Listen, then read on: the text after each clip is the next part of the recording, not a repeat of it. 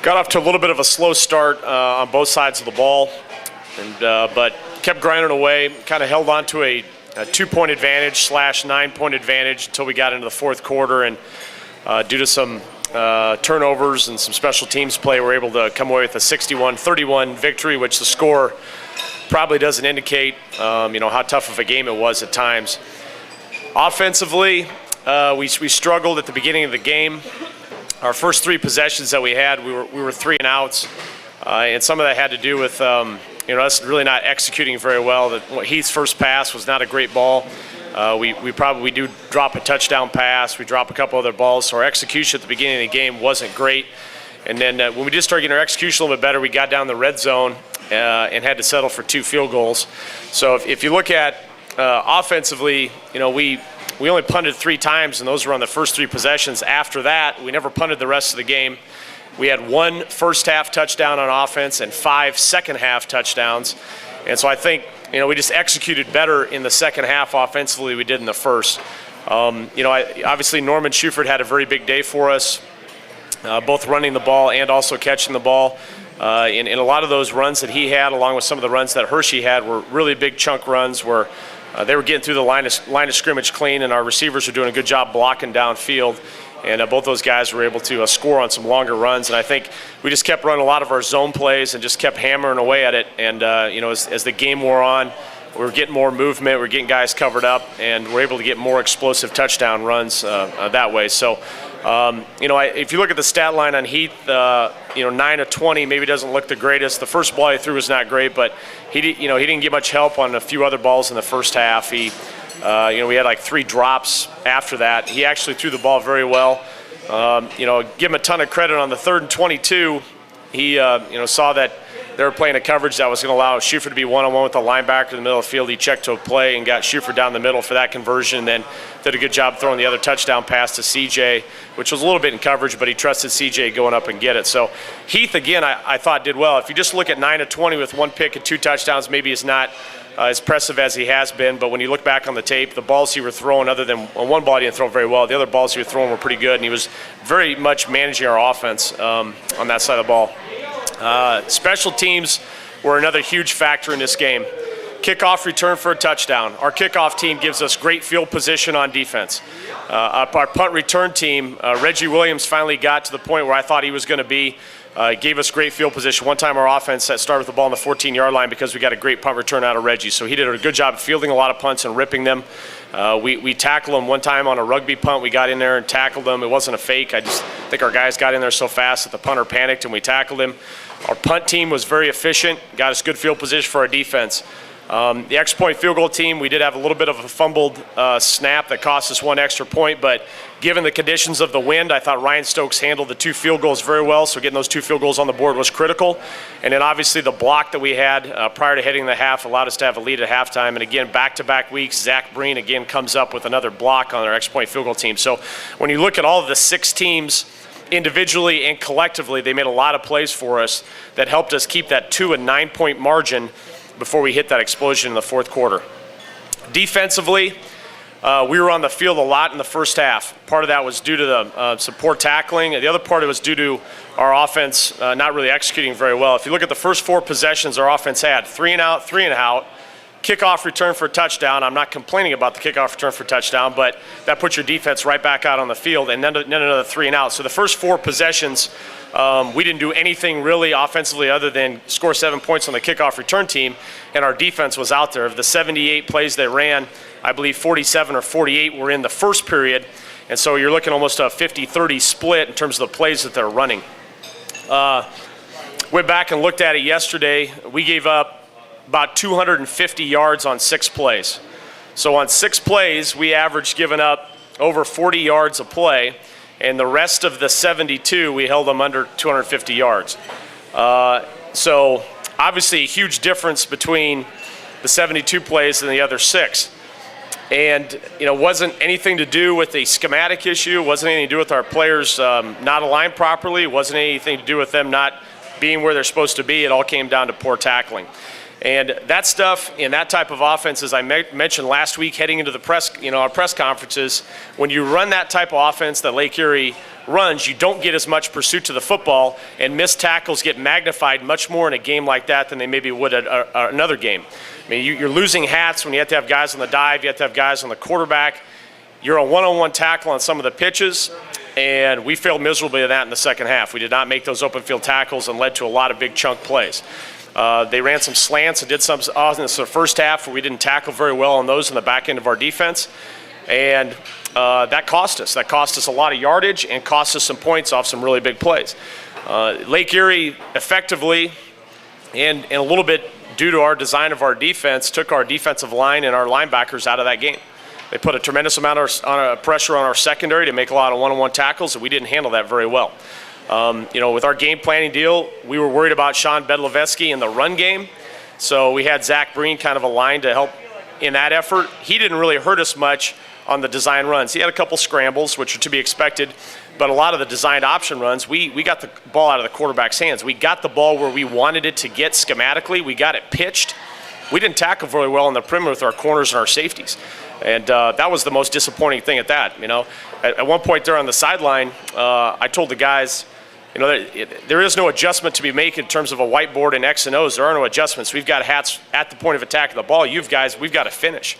And, and the other factor is when you have tight ball games, they can continue to run that option offense, and you have to, be sound in what you do defensively. Obviously, as you start getting in the fourth quarter and got a much bigger lead beyond the 9 points, it forced some drop back and throw. We could change some of our calls. That's what led to the 2 interceptions, and the reason the thing blew open the way it did was because they were forced to throw it around, and option teams don't like to throw it around. So I'll say the same thing I said heading into the Sean Bedlevetsky is a very competitive, tough kid, and he's a heck of a football player, and a lot of credit has to go to him too, because he really fueled that offense and was very competitive out there, and they fought hard. At the same time, we missed a lot of tackles on their pitch guys that we ultimately have to make. So that was the biggest disappointment out of that game, was just the performance of our secondary, not so much in pass coverage as it was in just our lack of ability in tackling.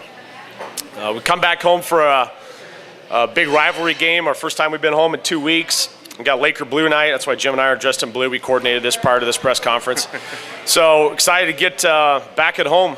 Ferris State has been, obviously, due to the geography and the schools and everything, a big rival. We've had some very tight ball games with Ferris over the years. 2 years ago in 2009, we had a 13-10 ball game up there, and we've always had tight contests with them. Their offense is leading the league in yards per game. They're running an insane number of plays per game. Last week against Northern Michigan, they ran 93 plays. Against Ohio Dominican, they ran 90 plays. They're running a lot of plays, up-tempo, fast plays, trying to get a lot of plays off, and they're getting a lot of yardage throughout the course of their first games. Tom Schneider's their quarterback, another guy that can beat you with both his arm and his feet. They ran him quite a bit last week. He's a very competitive kid. If I think I'm right, when we were recruiting him out of high school 4 or 5 years ago, I think he was a state champ wrestler. Just a guy that you can tell on tape is a competitive kid. And Skylar Stoker had been their leading rusher and was doing really well on the ground. He hasn't played the last 2 weeks, and so I don't know if he's injured or what's happening, but they've really relied on Schneider more to run the ball against Findlay, and then obviously against Northern Michigan, he carried a bulk of the load. So they realize he's probably, a Stoker being out, he's their best player, and they're putting a lot in his hands. Their defense doesn't give up any big plays. I looked through, again, statistically, they've had 472 snaps on defense. They've only had 20 of the 472 snaps where they've given up more than 20 yards. We've kind of been living offensively on big chunk explosive plays, and Ferris State hasn't given up a whole lot of big chunk explosive plays. So I think this is going to be a game where we're going to have to do a good job of getting great field position for our offense, and our offense is definitely going to have to sustain and execute some drives. I don't think we're going to have a lot of big chunk plays based on what they're doing. They're very sound defensively. They're big, they're physical, they're good tacklers. And part of the reason they're able to score a lot of these points and able to put up this yardage is because their defense is getting them stops and getting the ball back to the offense. So this is going to be one of those games where we're going to have to play complete team football. Our special teams are going to have to set up field position for our offense. We were fortunate for that to happen last year at Ferris State. We got some good returns out of our kickoff return and punt return. Our offense was able to move the football on the ground and score some points. And then defensively, we were able to get stops, and some of that was set up on our field position. So this is going to be one of the things where everything is going to affect everything else. Our special teams will affect the performance of offense and defense. The performance of our offense is going to dictate the performance of our defense. If our offense goes out and goes 3 and out on the first 3 to 4 series, that's going to put pressure on our defense. offense. Conversely, if our defense goes out and can't get stops and they're able to move the ball and take time on the clock and we can't get our offense on the field, that is going to hurt us too. So that will be the message and the theme as we head into these team meetings is we're going to have to play complete football on both sides of the ball in order for us to come out with a win. And I'm looking forward to getting back out at Lever Stadium, and I think the new uniforms and what we're doing with the promotions and stuff add a little bit of different twist to the thing, and should be a good atmosphere and should be a very competitive football game. Coach, last year you could argue the Ferris game was one of the most complete games you guys played outside of maybe Colorado Mines. Can you take anything from that as you head into another game against Ferris? Well, I think you take in the fact of what we did at that game is what we're going to need to do again, and that is run the ball, not turn the ball over. We had some really good punt returns and some kickoff returns to set up good field position, and then we played good defense. I think a little bit of difference would be false to look at last year's score and this year's score and think that things may happen. Tom Schneider was injured in that game and was out, and they had to bring in their backup quarterback, and that hurt their offense quite a bit. And so had he been able to play the entire ball game, I don't know the margin of victory would have been what it was last year. But I do take away from the fact that we can point to that game last year and how we played complete team football was the reason the outcome was the way it was. James, how much do you look forward to a rivalry game like this and getting to be at home with special uniforms and all that atmosphere? It's exciting to have all the new uniforms and stuff. It is Ferris. It is one of our bigger rivals, but we're going to prepare like any other week, watch film all week, come to practice, work hard every day, and go out, hopefully come out with a win. James, after the Lake Erie game, Norman Shuford gave the offensive line a lot of credit for being able to help him have a big day. How important is it for you guys to kind of build on that again against Ferris when Coach says, there's not going to be a lot of those big play kind of things happening? Sure. Looking at the stats, we came out with 340 yards rushing. It's mainly to do with the backs running hard, reading their reads, and finding the hole that we make, hopefully.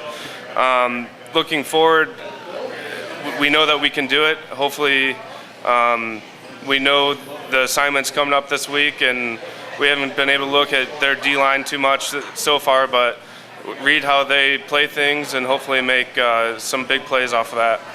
Coach, how do you feel about the offensive line play? Because, they've kind of been unsung heroes a little bit. Absolutely. They've been the most consistent position group through the 7 games. We've been able to, been pretty effective running the ball. Heath has really been very well protected. A little bit in Northern Michigan he wasn't. We challenged them. They've come back. Nobody's really touched Heath very much in the passing game, which has been nice. And then I think we've run some screens. We've run some of our screens to Charles Johnson, things like that. That requires linemen to get out and get downfield and block. So these guys are playing well. It's pretty complete. And I think the other thing I'll throw on that too, Tony Correa, our tight end, has been getting much better as a senior and has been helping us quite a bit. And Andrew Lorman haven't been getting a ton of touches in the pass game, but have been an integral part of that.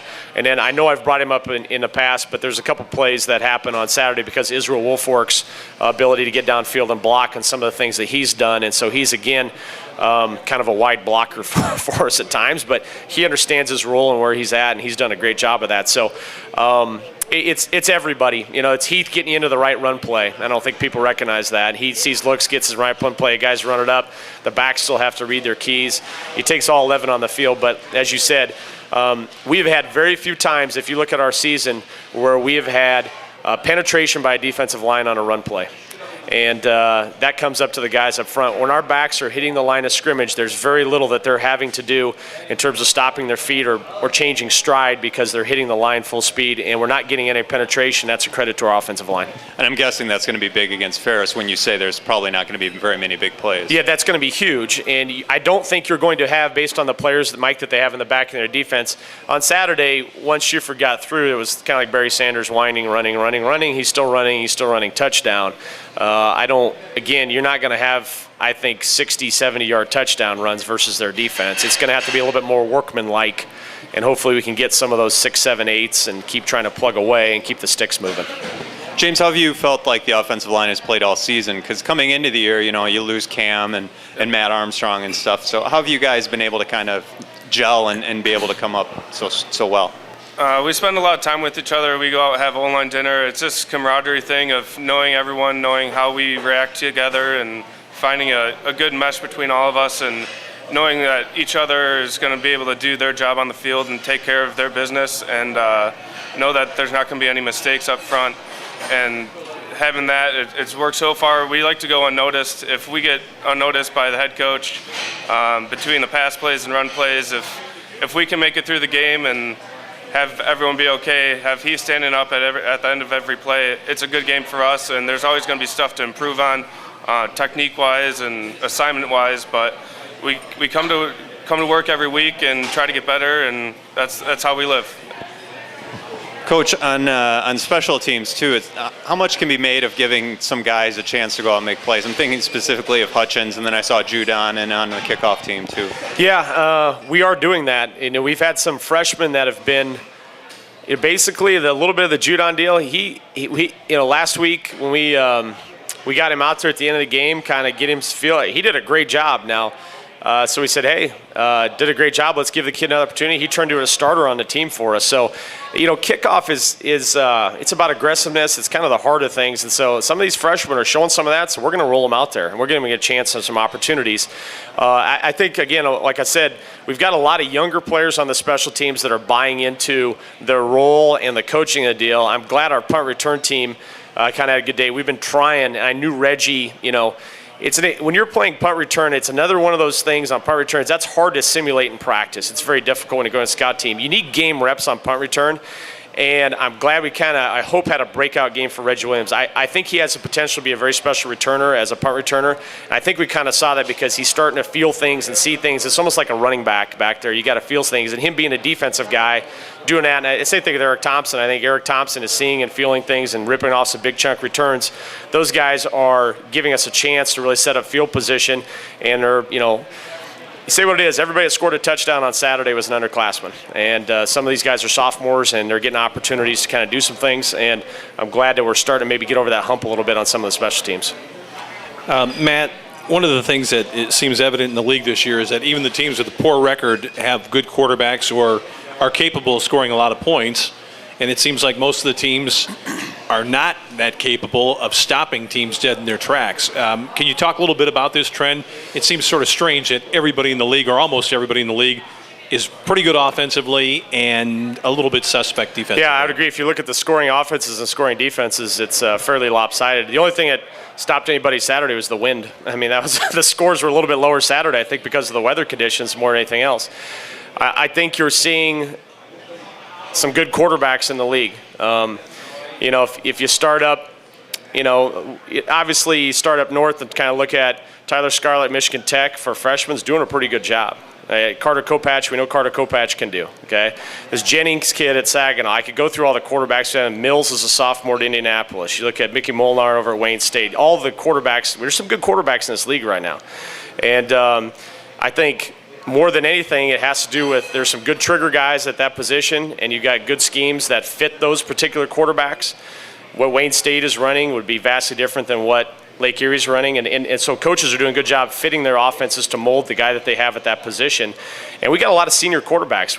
We got to run right now 3 that we're facing right now. Going back, obviously, to Carter Kopach, Bedlevetsky, and now we got to face Tom Schneider as a senior quarterback.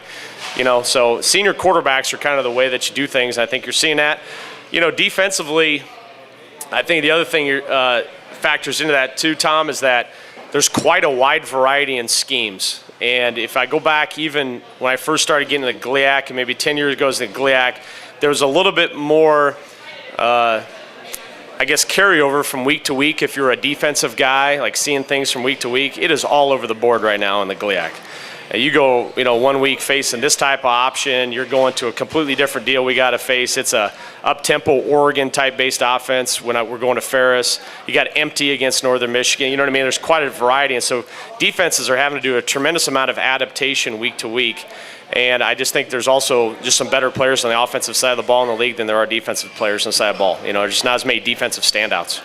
I think most people who saw the Grand Valley Ferris game last year thought there was a pretty wide gap in ability between Grand Valley and Ferris.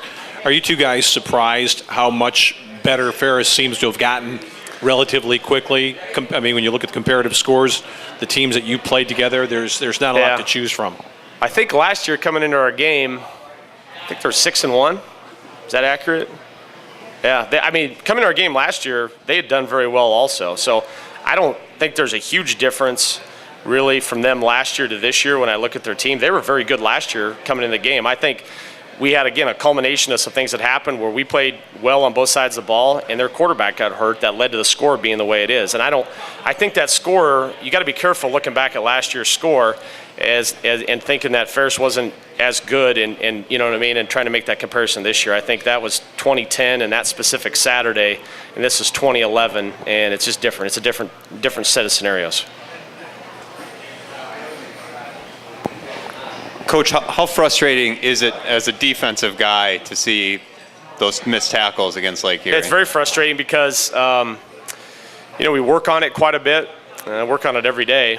And I thought we were getting better and kind of thought we were turning a corner a little bit. And, we just had some opportunities to make some plays. We didn't make those plays. So I agree with you. It's very frustrating. You go back and try to see how we can, address that in practice, how we can kind of structure our practice. We've got to be careful, too, because like I said, there's a fine line on the contact thing between getting better but also putting your players in risk of injury. And we've got some guys, it is what it is. It's 7 weeks of football. We got guys dinged up. It's football, And so if you go out there and want to go live tackling for 3 days in a row, you risk potentially losing a starter, and there's drop-off in that. So it's a decision that we've talked about here as a defensive staff this morning about how to get better at that. I do go back to think it gets much more magnified versus that type of offense than maybe another offense. It gets way more isolated because you don't have as much pursuit running to the ball when they run what they run. And so, again, you miss a tackle and you got team pursuit. Maybe instead of being a 2-yard gain, it's a 10-yard gain.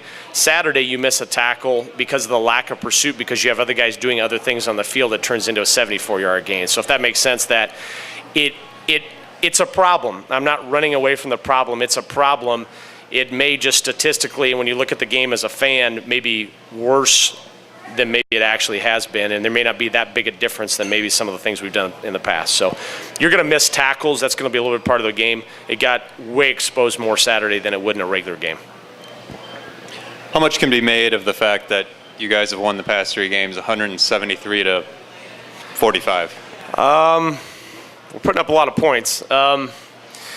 Some of those points have been scored by defense. Even though we can't tackle, we're getting some picks for 6s, and we're getting some kickoff returns, and we're, there's doing some things that way. I think what you're seeing on the offensive side of the ball is you're getting a quarterback that's getting more comfortable on the football field, and we have a very explosive offense, and you're starting to see that some of that come to fruition. There's 2 reasons that's happening. One is, like I said, our quarterback and some of our new guys, and the execution is getting better. I also understand that some of the defenses that we have played throughout the course of this stretch have not been as strong as some of the defenses we're going to continually face. So, we're averaging 40 points a game or something like that and leading the league in scoring offense. To think that trend is going to continue, I think, we would like it to continue, but we're also realistic that some of the teams we played have not been as strong defensively as some of the ones we're getting ready to face, including Ferris.